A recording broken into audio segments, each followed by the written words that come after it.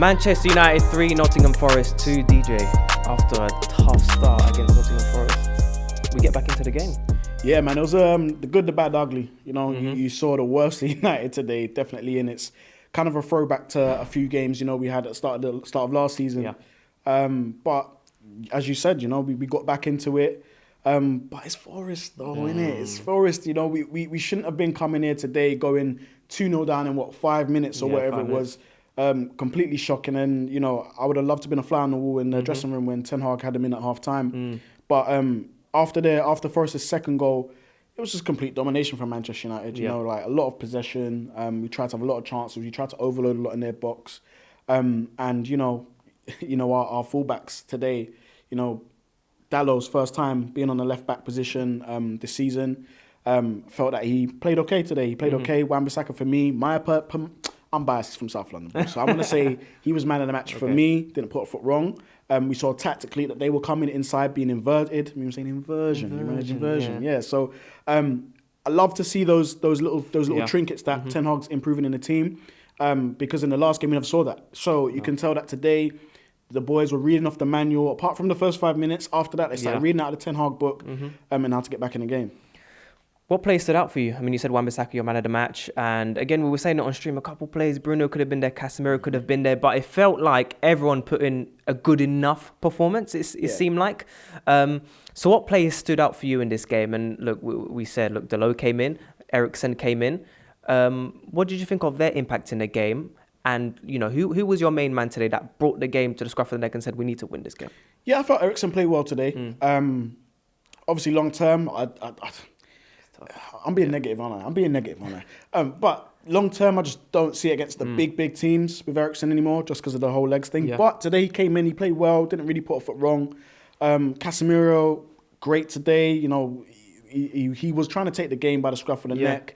He was trying to make things happen. He was trying to create. He was trying to score. He was he was tackling. He was doing absolutely everything today.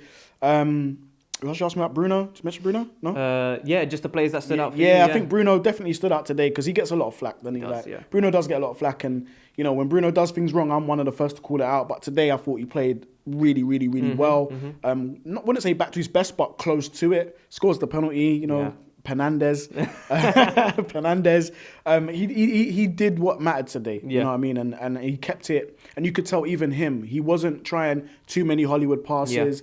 It was about keeping possession and bringing our attacking players into the game. And we said it since the beginning of the game as well, that they can't rush things. We keep seeing players when we're losing by half time, 50 minutes, they keep rushing things, and then we lose that fluidity and that smoothness throughout the game. But after the 5th minute, we take our time. Ten Hag probably told them, take your time, pass the ball. I think he said something a bit stronger than that. Of course. But he said, you know, keep things calm because we haven't been doing that recently. But what do you think Forest done to pose... Well, I don't know if they posed such a threat to us. From set pieces, they definitely did. But from the first 2 goals, what do you think went wrong? Because we saw Martinez, Wan-Bissaka, a little bit, lack of communication. Then in the second goal, Rashford. We need to talk about Rashford as well because you said it was an all right game from Rashford. You expect more from him. You do think he's a bit iffy, as you like to say. So what did you think of Rashford today? Yeah, look, Rashford for me, I think if he can hit the heights of what he did last season, then he firmly establishes himself as, you know, one of the best footballers on the planet. Because, you know, to be there, you need the consistency. Now, obviously, he's only 3 games in. I'm willing to give him time. And I did say after 5 games, you know, I'm giving United and Ten Hag 5 games to put things right before I speak. And we're 3 games in from Rashford. He needs to get going now. I think him getting a goal of any kind is enough to propel him to get some good form. He's a confidence player.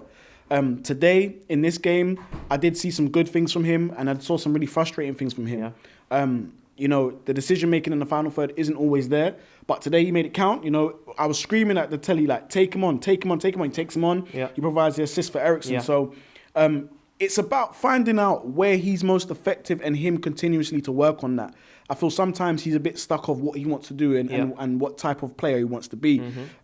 So yeah, like he had a good game. Like he definitely had a good game, innit? But I'm just being super critical on him because it's him we're looking to for the goals until our recognised number 9 comes in. And what do you think of Anthony's performance? Oh yeah, much improved performance. He's come under a lot of scrutiny and so he should. You know, before the game or on stream, you know, I think was before the game actually, was talking about, hopefully, say if Sancho had the amount of chances that Anthony had, how fair would it have been judged between the two? Because obviously Anthony is Ten Hag's guy. So today he had a lot of shots on goal, which you expect from him. And we saw a few new wrinkles to his game, him going on the right-hand side, going on the outside of the defender, of the fullback, which is what we want to see a little bit more of. He's a bit too predictable when he cuts in with the left.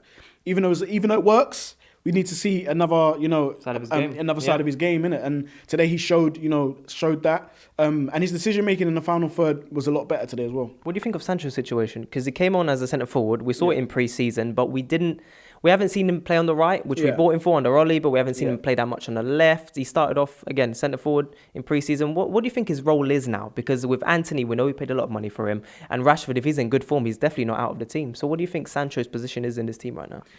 It's a hard one. It is a hard one because the manager can say what he wants to say in press conferences and stuff like that, but I go by the actions. And Sancho isn't picked as a starter at the moment. Garnacho was picked over him when Rashford went centre forward. Garnacho was even picked over him. However, I do think Ten Hag rates him in a sense of, we know in the final third his decision making is really good. Sancho's decision making is really good in the final third. I think where he lacks is some of the defensive duties and the physicality. But in saying that, I thought this game would have been perfect for him to be introduced. He came on around 59 minutes, I believe, around that time. Didn't really make too much of an impact. It's hard to say. It's hard to say because he's not a 10. Yeah. He's definitely not number 9. Left wing, that's Rashford. Right wing, that's Anthony for the time being. Yeah. And even Palestri is above Sancho on the right-hand side.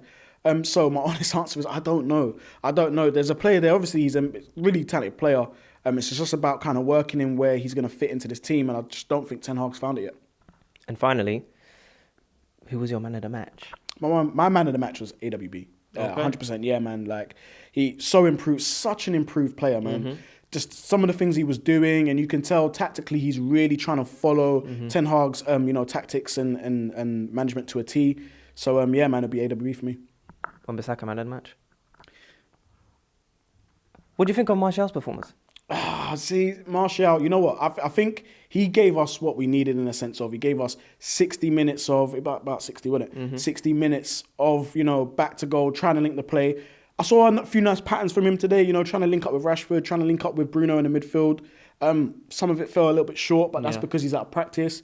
Didn't play any pre-season as well, from what I could see, unless he's had some behind the closed doors games. But I think he played okay. Okay. I've seen him. You think he's carrying anything? Potentially. I think there might be something coming up soon. I think there might be something that he might be dealing with behind the scenes. Hence why he doesn't play a full 90. But he was there as a body just to fill in today.